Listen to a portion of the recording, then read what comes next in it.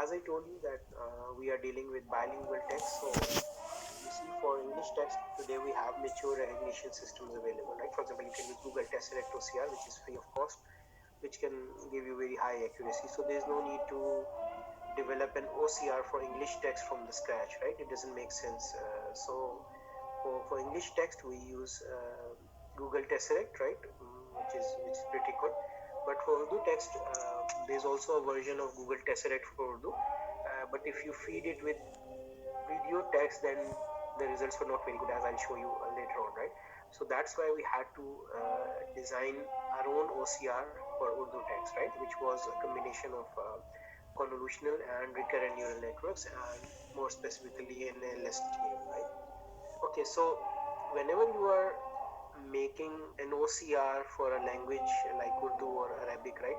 So there's always a decision that you have to make, that what would be recognition unit, right? Recognition unit mean that what you will recognize, whether you will recognize complete words or characters or partial words, right? Partial words are called ligatures.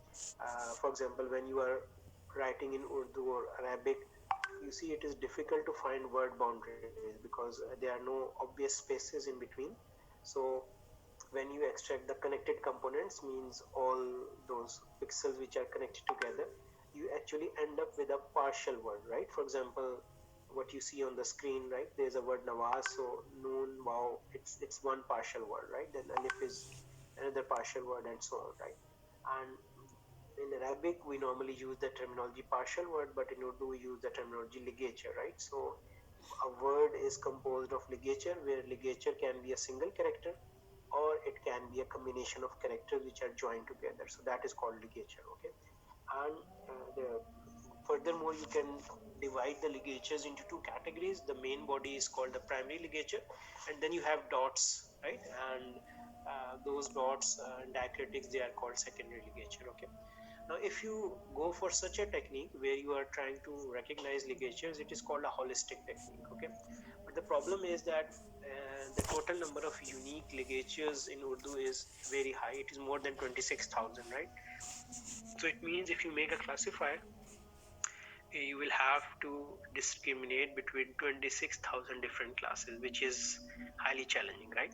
But the good thing is that if you use around 2,000 ligatures, right, not 26,000 ligature, but only 2,000 ligature, then you can cover around 90% of the Urdu corpus. Now, what does that mean?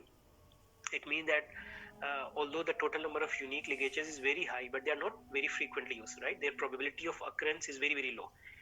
Means it is very rare that some particular ligature will appear. So most of the text that you see in daily conversation, in the books, in the literature, in the news, so you can cover that text with around 2,000 ligatures, which is a manageable number of classes, okay?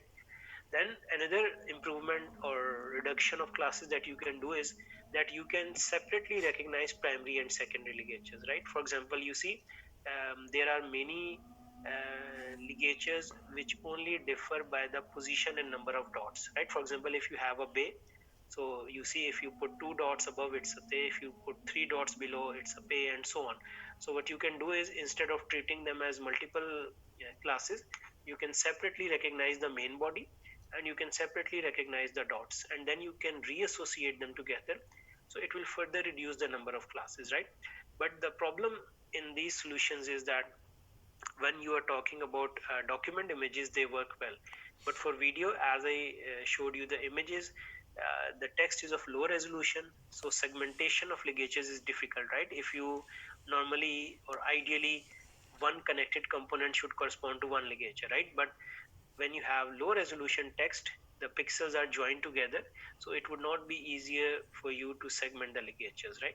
And then another problem is that the same, which is related again with the low resolution, that it is difficult to find that which dot is associated with which part of the main body ligature, right? For example, if you have a word in which you have multiple dots, right, like be, te, and so on, so it would be difficult for you to associate a dot with its parent primary ligature, okay? So that reassociation can become challenging, especially in those ligatures where you have a collection of words, okay? So that's why we normally don't go for holistic techniques in such a scenario. So what we do is called analytical recognition. So in analytical text recognition, the unit of recognition is character, right? That instead of trying to recognize the complete word or partial word, you try to recognize characters. Now the advantage is that the number of unique characters is limited. Okay, it is same as the number of characters in your alphabet. So that is a manageable number as compared to 2000 or 25,000, right? Which was the case when we were talking about holistic techniques. But naturally, if you want to segment a word into characters in a cursive script like Arabic or Urdu, right, that would be very difficult, right? So because segmentation itself then would be a problem in it of its own, right? So what we do is that thanks to recurrent neural networks and in specific and deep learning in general, we can use something which is called implicit segmentation. Now what we do, we have a machine learning algorithm. Instead of segmenting anything, we feed it a line of text and we feed it the transcription. Okay, that we just feed an image and we feed the corresponding transcription. So we have a pair and we have many such pairs of text lines and their transcription. So what the learning algorithm does is that it automatically learns by looking at the transcription not only the shapes of characters, but it also learns the boundary of the character, that one character is ending here, the other is starting here, right? So the advantage is that you don't need to do any segmentation, you don't need to give any bounding boxes, you simply feed text line images and the transcription to the machine learning algorithm, and it will automatically learn the shapes of the characters as well as the boundaries of the characters. Okay, so this is basically the architecture of CNN. I'm not sure if you have studied it or not, but it's just a form of artificial neural network where you automatically learn features, right? So if you have studied it, it will make sense to you. Even if you have not, then you can just look at it as a kind of a neural network which is extracting features, right? So we feed it an image, then we perform convolution, pooling, and so on. So eventually you get a feature vector, right? And sorry. So basically, you see, most of these algorithms, they have been designed for English text, which is written from left to right, right? But when you are talking about Arabic or Urdu, you have the script which is from right to left. Okay, so before feeding to these algorithms, we need to flip the image. Okay, so that because your algorithm will scan from left to right, that is the general convention. But since we are writing from right to left, so whenever you are dealing with such a script, it is a common practice that rather than you go and change all the function, you simply flip your image so that when you are scanning the image from left to right, you are actually scanning in the correct order. Okay, so we have the image, we have binderized it, we flip it, which is an additional step that you need, right? And then you can feed it to a convolutional neural network which can extract features, right? And once you have those features, you can feed them as a sequence to a recurrent neural network, right? A recurrent neural network is basically, a CNN is for normally for classification, where you give an image, it gives you a label. And a recurrent neural network is for sequence modeling, right? When you have a sequence, normally you use recurrent neural networks, right? So what we do is that we have a feature map and we scan it from left to right. So when we scan it one column at a time, it becomes a sequence. Okay, and we feed that sequence to RNN. Okay, now RNN has different variants, right? One is simple RNN, then you have LSTM, GRU, right? You will be looking at those variants in a course on deep learning, right? But in general, the idea is that we are trying to model a sequence, right? And another important, you can say, parameter or you can say variation that we use with the recurrent neural network is called the bidirectional recurrent neural network. Now, what is that? That one network is scanning your input in one direction, left to right. The other is scanning in the other direction, which is right to left, right? So the advantage is that you see, when you are trying to model the sequence, sometimes the past information is useful, but sometimes future information can also be useful. Okay, so that's why it's a good idea that whenever we are scanning the input, we scan it in two directions, from left to right as well as from right to left. And once you feed it with a sequence, eventually it will give you a sequence of characters which you can then decode it and you can convert it into text, right? So the diagram that you see on the right side of your screen, it shows you the complete flow, that you have a text line, you pre-process it, which is actually binarization, then you give it to a CNN, which will give you a feature vector. We will convert that feature vector into a sequence, and then we have deep bidirectional RNN to which you feed them, and eventually they will give you the output. So you see the advantage is that now to this model, I don't need to do some extra labeling of character or something. I just feed the text line and its transcription, and the learning algorithm will automatically learn how to actually recognize the character shapes as well as the boundaries of the characters. Okay, now as I told you, these are few results. The first one is the original image. The second row is the output of the model that I showed you on the previous slide, and the last row actually tells you or shows you the output of the Google API, right?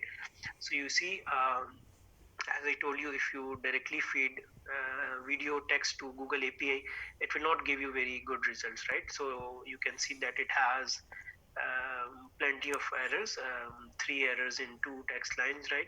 But when you feed it with a bunch or a whole collection of text line, then of course, and you compute the numbers, so you realize that its performance is not very good, right? So that's why we had to come with a customized solution. Now, just to give you an idea that what kind of recognition errors the model is giving, right? So you see, in most cases, it is making errors in case of the position of dot. It can be slightly to the left or the right. It will change the character, right? So this was the main cause. In some cases, you see, for example, when you are writing calf, so the shape is not very clear, so it can actually miss. You see, cough and they look similar when they are joined with something else, right? So, and sometimes it will skip a space, right? For example, if you see the last example where you have the word Qawmi Assembly, right? So you see, after ye and alif we need a space, otherwise they will be joined, right? So it could not learn that space, so it has although if you see the characters, they are correct, the meme, ye, and alif, right? But we expected a space, because if there is no space, the ye will have a different form. When you join it with the alif, it has a different form. So we considered it as an error. If the algorithm is missing a space, then that is also an error, right? Because you don't get the same character shape. So this was mostly due to dots, right? Otherwise, if you see the complete word, so in most cases they are very close to what the ground truth textual in the image was. Okay, so I'll skip this audio part, right? I'll directly come to the results of the video part, because they will not fit in this discussion. Okay. Now, once you are evaluating such a system, right? So you need to evaluate many things, right? You need to evaluate how good your detection is.